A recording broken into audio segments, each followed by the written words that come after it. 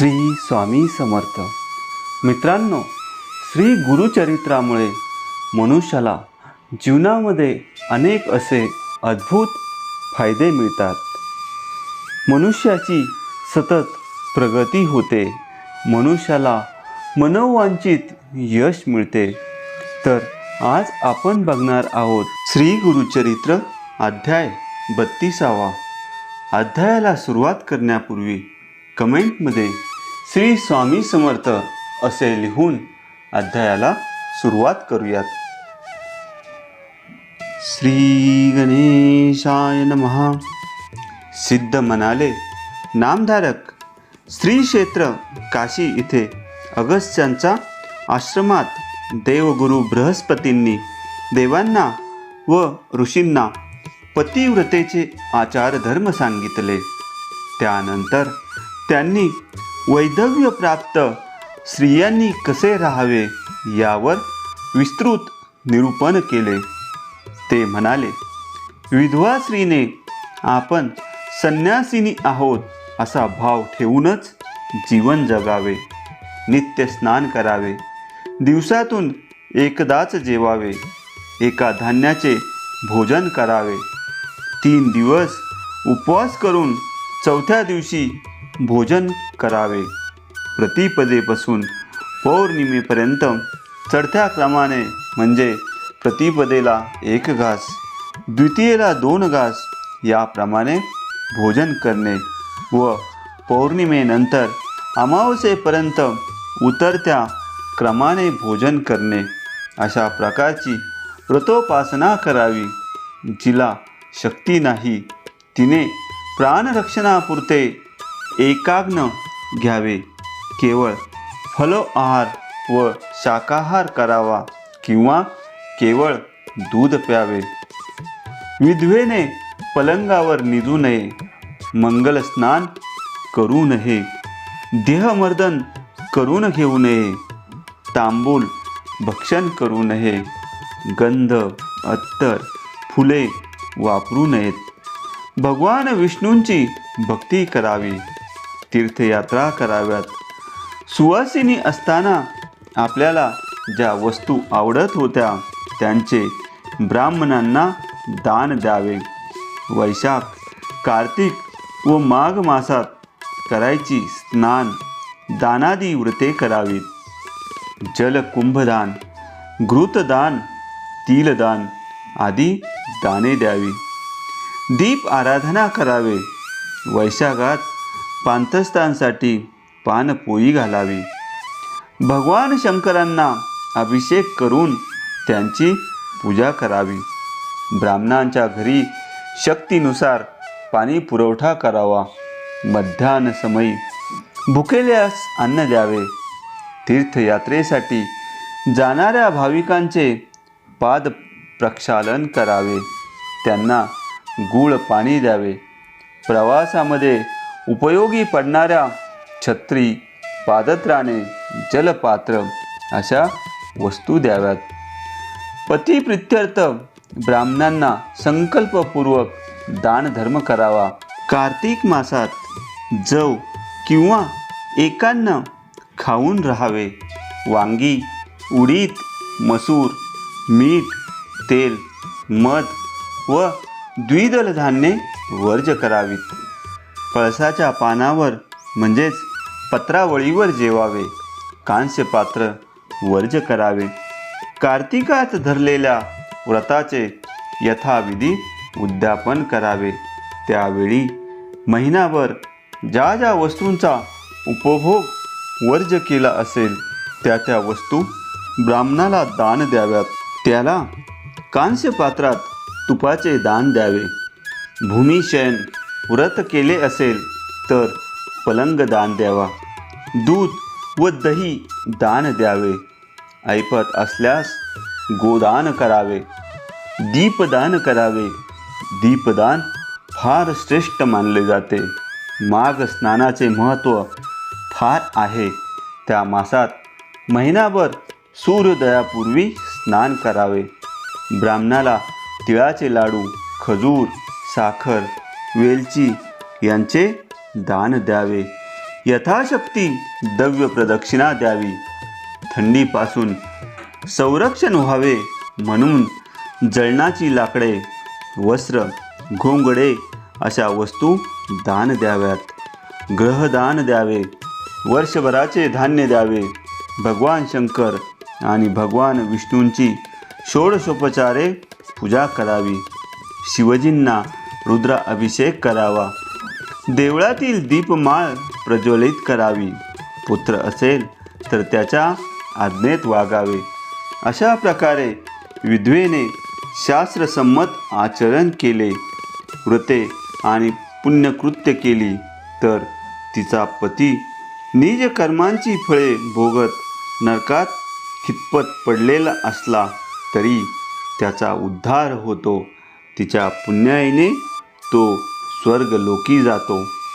साधूंनी शोकमग्न ब्राह्मणींना पतिव्रता आणि विधवा स्त्रियांचा आचारधर्म समजावून सांगितला व पुढे म्हणाले, साध्वी, तुमच्यामध्ये धैर्य असेल तर सहगमन करा किंवा वैदव्यातील आचारधर्म पाळून कालक्रमणा करा.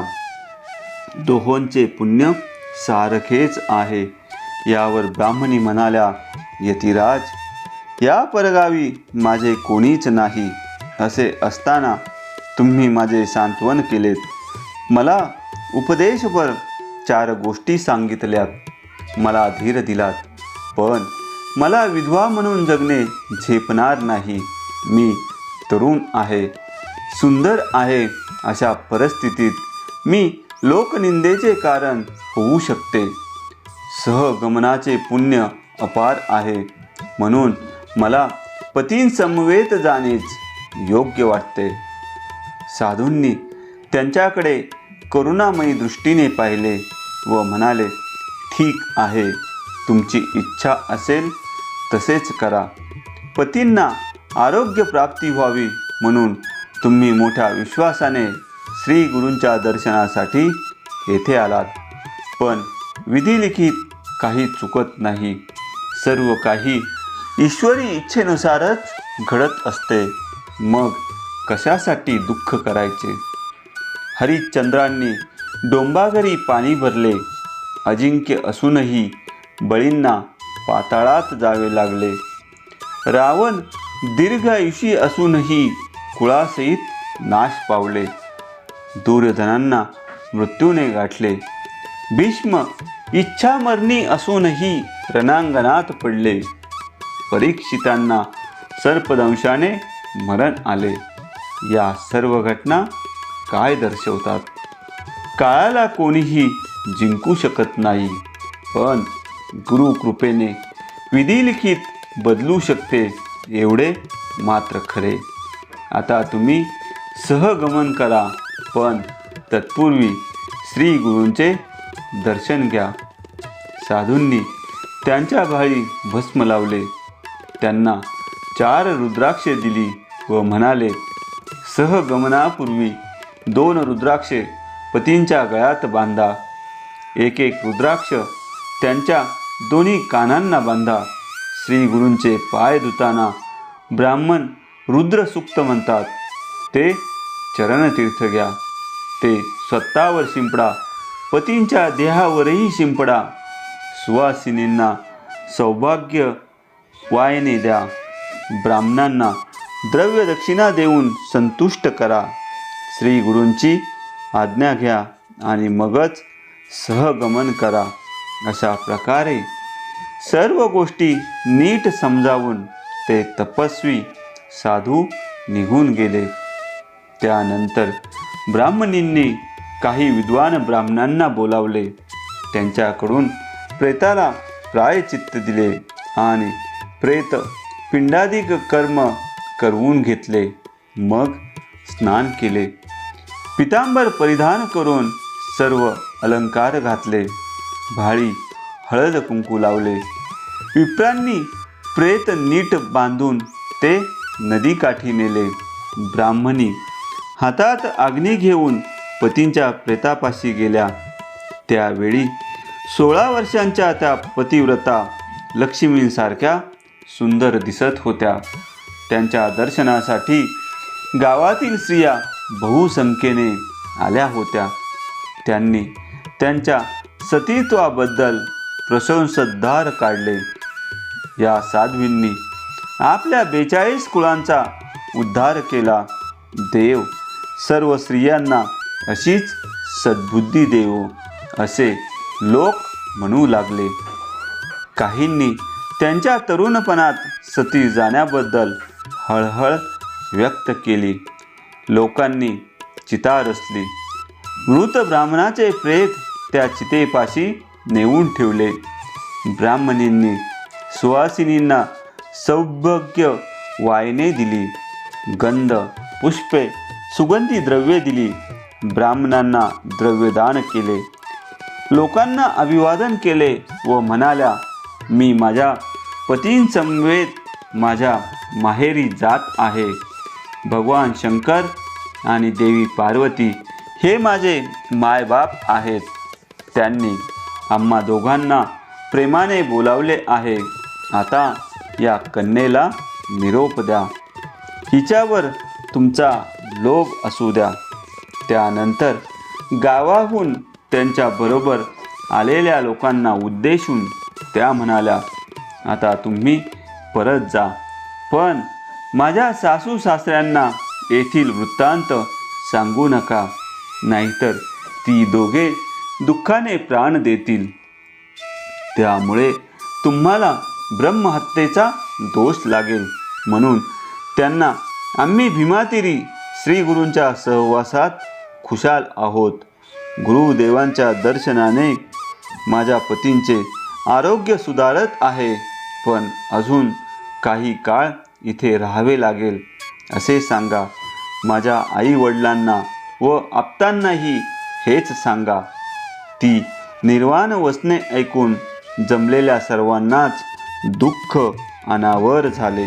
तेवढ्यात त्या साध्वींना साधूंनी दिलेल्या रुद्राक्षांचे स्मरण झाले आणि त्यांनी केलेला उपदेशही आठवला. त्यांनी 2 रुद्राक्ष पतींच्या गळ्यात बांधली.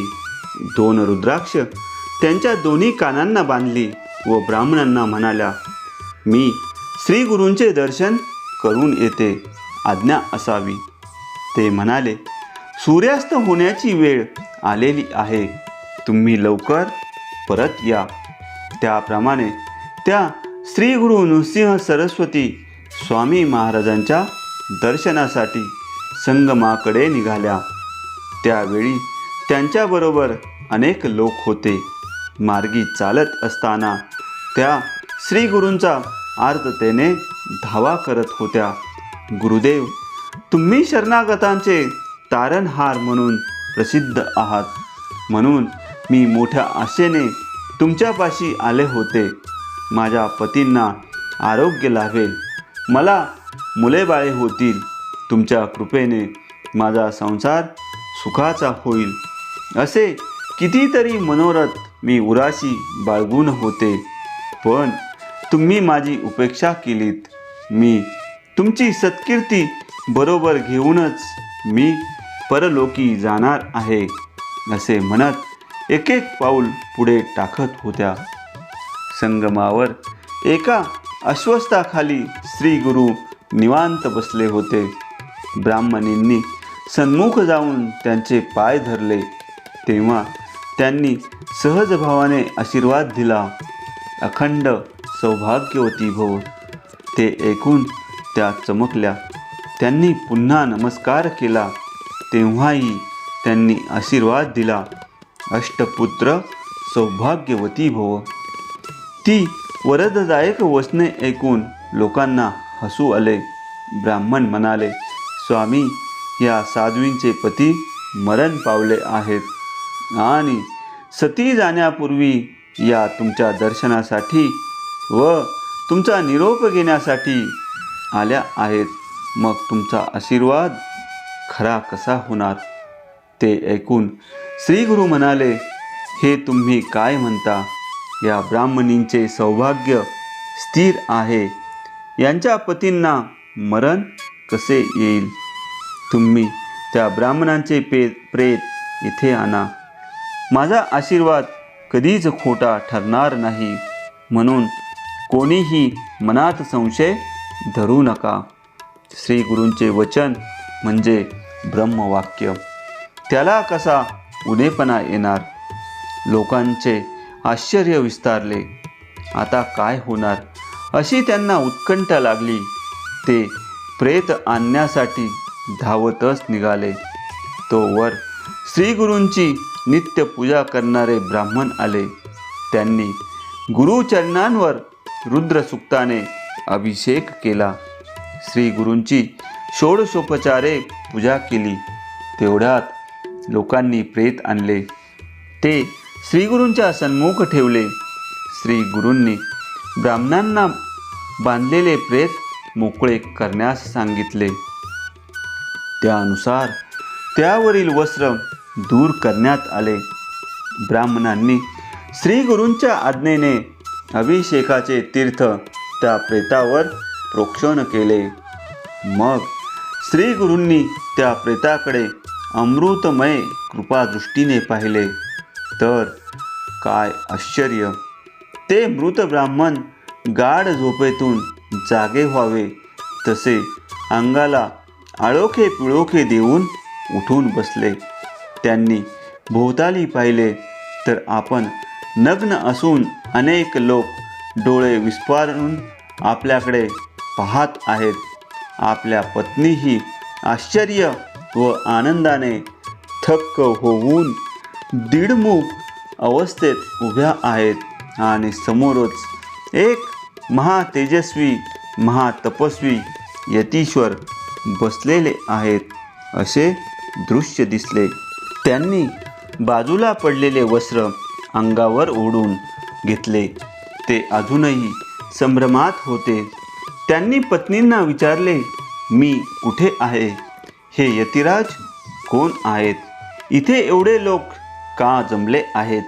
मी गाढ निद्रेत होतो, मग तुम्ही मला का उठवले नाही? तेव्हा ब्राह्मणींनी घडलेला सर्व प्रकार त्यांना विस्ताराने सांगितला. तो ऐकून तेही थक्क झाले. उभयतांनी श्री गुरूंचे चरण धरले. त्यांची अपार स्तुती केली. तेव्हा प्रसन्न झालेले श्री गुरु म्हणाले, तुमचे पूर्वीचे सर्व दोष नष्ट झाले आहेत. आता सुखात आनंदात ऐश्वर्यात जगा. तुम्हाला सुलक्षणी व दीर्घायुषी असे 8 पुत्र होतील. त्या समयी तो चमत्कार प्रत्यक्ष पाहिलेले लोक अक्षरशः भारावून गेले होते. त्यांनी श्री गुरूंचा मोठा जय जयकार केला. त्यांना प्रियजनांनी निरंजनाने ओवाळले, वंदन केले. त्यांची भक्तिभावाने स्तुती केली. त्या लोकांमध्ये एक शंखेखोर ब्राह्मण होते. त्यांनी श्री गुरूंना विचारले, स्वामी, माझ्या मनात एक संदेह उत्पन्न झाला आहे. कृपया त्याचे निवारण करावे. विधिलिखित कधीही बदलता येत नाही असा वेद शास्त्रे व पुराणांचा दाखला आहे. या विप्रांना दिवसा मरण आले होते. मृत्यूही अपघाती व अपमृत्यू स्वरूपाचा नव्हता. मग हे पुन्हा कसे जिवंत झाले? याच्या बाबतीत ब्रह्मलिखित मिथ्या कसे ठरले? श्री गुरु म्हणाले, अहो, या ब्राह्मणींचे दुःख पाहून मला अपार करुणा आली. तसेच ज्या विश्वासाने या माझ्या आश्रयास आल्या होत्या तो सार्थ करणेही आवश्यक होते. कारण भक्तांचे रक्षण करणे हे माझे ब्रीदच आहे. म्हणून मी ब्रह्मदेवांना विनंती करून या विप्रांच्या पुढील जन्मातील 30 वर्षे उधार मागून घेतली आहेत. पुढील जन्मातून यांची तेवढी वर्ष अर्थात तेवढे आयुष्य कमी होईल. ते ऐकून सर्व लोक तटस्थ झाले. श्री गुरूंचे सामर्थ्य किती अगाध आहे याची त्यांना जाणीव झाली.